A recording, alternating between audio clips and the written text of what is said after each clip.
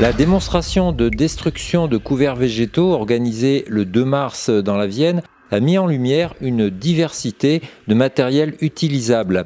Il diffère selon que l'agriculteur veut ou non travailler le sol au passage. Méthode classique, technique sans labour, agriculture de conservation, chaque itinéraire a ses contraintes. Dans le panel à voir en action ce jour-là, c'est le Gvikfin qui représentait un travail du sol plus affirmé. L'outil importé par Agrosoil associe un scalper avec des socs pas de doigts à un rotor animé par la prise de force et doté de doigts rigides. Sa fonction, trier les rhizomes et les racines d'adventice dans les 4 ou 5 premiers centimètres pour les mettre à l'air par un effet de projection afin qu'ils dépérissent. À l'opposé de ce concept, le rouleau Biola de Bionalan. Il attaque la végétation restée debout avec un premier rotor denté agressif. Ce dernier est entraîné par un second rotor à cornière situé derrière, en appui sur le sol.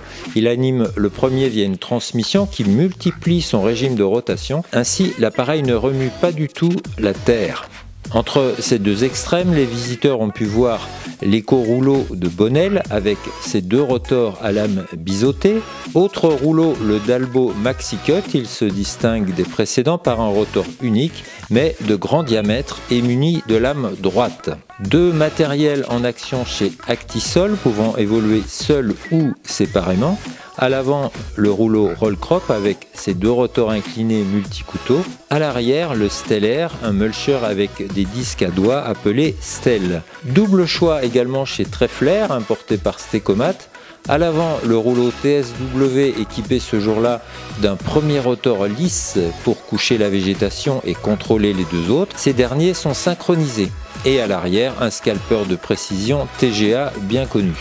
Sur cette démonstration, Agricem présentait un matériel atypique, un prototype d'outil destiné à ce qu'on appelle le vertical tillage, une action verticale sur le sol qui déplace peu de terre. Mais il est surtout prévu pour les travaux d'été plus que pour la destruction de couverts végétaux.